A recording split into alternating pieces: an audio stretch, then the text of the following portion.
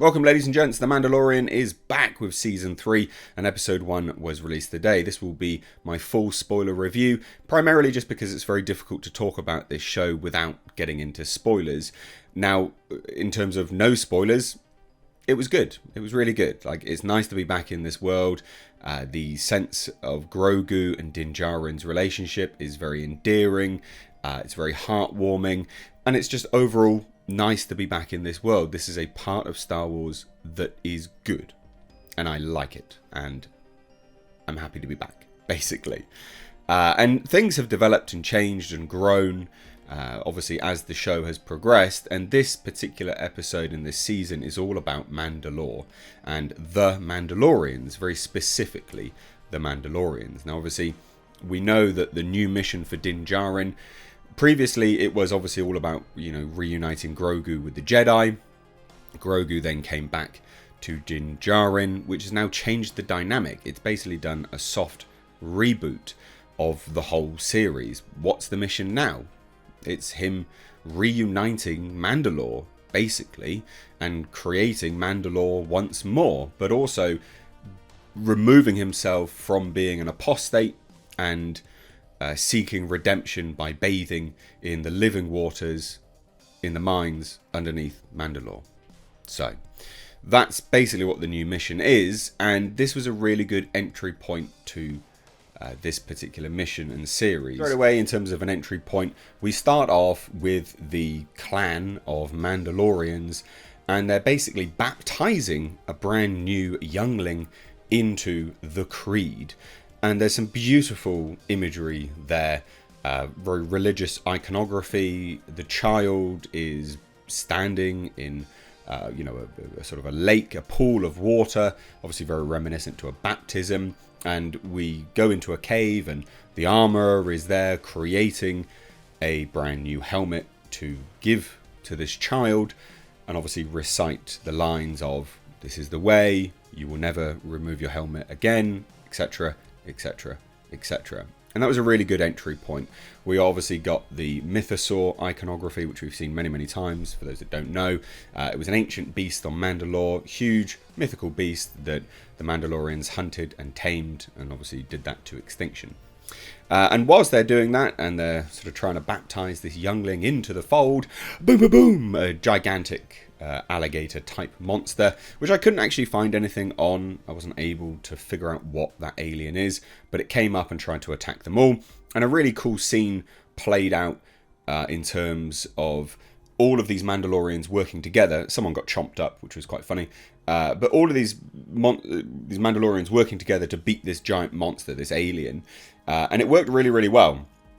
Each sort of, we're playing off against one another quite well, up into the sky, and they worked well as a team, even though, generally speaking, they tend to disband themselves and then come back to the fold. It's interesting to see that they can work and unite together, despite disbanding fairly often, which I thought was quite interesting. They're obviously struggling to take down this monster, and Din Djarin swoops in, saves the day. Blows up the guts of this creature, and you do genuinely see some guts fly out, which was quite comical, but good anyway nonetheless. And Din Djarin obviously comes in, speaks to the armourer. "You're an apostate, what are you doing here?" For all intents and purposes, that was the dialogue. And Din Djarin's like, "Look, I'm going to go to Mandalore. This is the way, this is part of the Creed. I'm going to go to Mandalore, I'm going to seek redemption by bathing in the waters." And obviously there's this trope or myth that it's all toxic, it's polluted, you can't go there, it's non-viable, humans can't go there. Well, here's this thing from travellers that's from Mandalore. So if I do that and I can provide proof that I've been there, will I be redeemed? Yes, this is the way, this is the way. Cool, great. Boom, off into hyperspace. Good entry point, really good start to the series. It establishes everything. It establishes the Mandalorians mainly as the focus, and them sort of bouncing off one another quite well. But again, it's that entry point of what he needs to do this season, and I like that quite a lot. And where does he go? Well, he goes off to Nevarro, but first he's in hyperspace, and we see the Purgils, the sort of whale-like alien creatures that can fly at hyperspace. I thought that was quite a nice addition. We've seen them in the animated shows before. And Grogu's spotted them and is like, oh, wow, wow, wow, wow. But then obviously hops back down into Din Djarin's lap and catches some Z's. But anyway, he then goes to Nevarro. Nevarro has become a free trade port. First truly free trade port, apparently, in the sector or the galaxy. And it's really blown up. It's blossomed. There are protocol droids walking around, very expensive, high-end things around which you wouldn't normally see. And it's really to show that this now is a place of wealth, away from the Empire, away from the New Republic, away from everything, and being a free trading entity has allowed this place to balloon in wealth. And obviously we've got Greef Karga, fantastic actor, now the High Magistrate, interacting with Jin, basically trying to give him some land and coerce him into staying as the Marshal, because they address Gina Carano. She's gone. She was recruited by Special Forces. She's out of here. It is a smart way to do it. They could recast the character, or they could try and get Gina Carano to come back by whatever means. It's a way that they haven't closed the door, basically. And it's not a dumb thing. It's quite smart. I do feel like they just probably shouldn't have addressed it. Really? There was no real need to address it.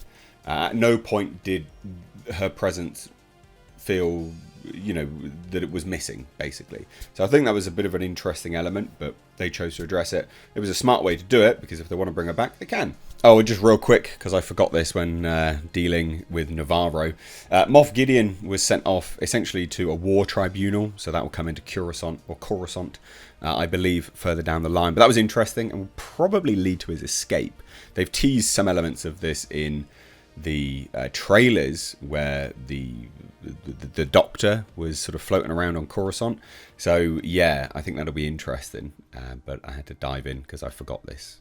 So back to the review. Anyway, interaction with Din Djarin and the High Magistrate goes reasonably well. He's like, no, I need to go to Mandalore. High Magistrate's obviously like, Greef Karga's like, well, hold on, you've done your mission. What's going on? It's complicated. Okay, cool. Anyway, I need to go to Mandalore, but I need IG. I need the IG droid, which obviously sacrificed itself at the end of the last season. And that was really interesting because obviously this big statue.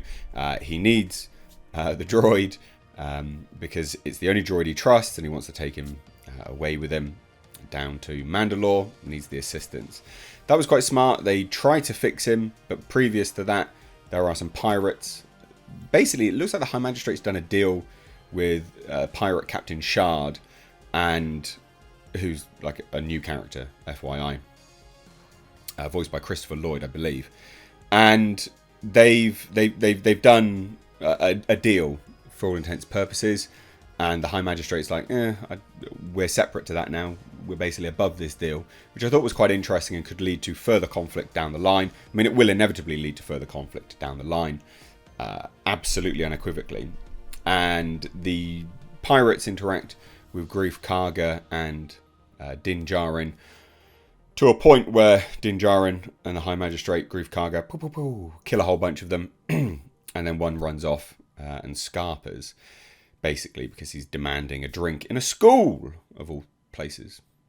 Interesting. Anyway, IG can't be repaired, and it's the little aliens that we saw in The Rise of Skywalker, Babu Frick. It's those ones. There's many of them now. Obviously, it's not Babu Frick. It's other ones. Which it's good to bring them back.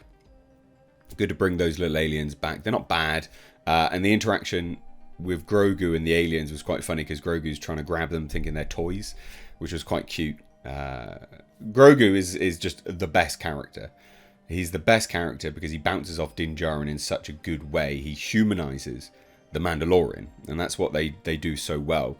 It's like, for anyone that knows of Judge Dredd, it's like Judge Dredd and Judge Anderson.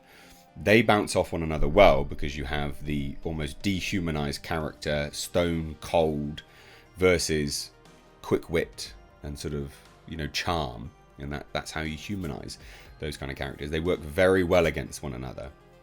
Anyway, Din Djarin has to go off and grab some parts. because they can't fix IG. And as he flies off, well, you probably shouldn't have let one of those pirates escape, because it leads to a space battle, which was quite good. I really enjoyed that, actually. The spaceship battle was very, very interesting. Sort of the maneuverability of things and how it was moving around. I liked that a lot. Thought that was really, really good. And then obviously we see Captain Pirate Shard. And Din Djarin just escapes in time. Liked that. And where's he going? Well, he's going to go see Bo-Katan in her Mandalore castle. Which I liked. I thought that was really cool. Interesting. I will say this, the architectural elements of the castle look very reminiscent to Darth Vader's castle. You know, very pointed, very angular. There's no really discerning difference between the two in terms of its architectural defining elements.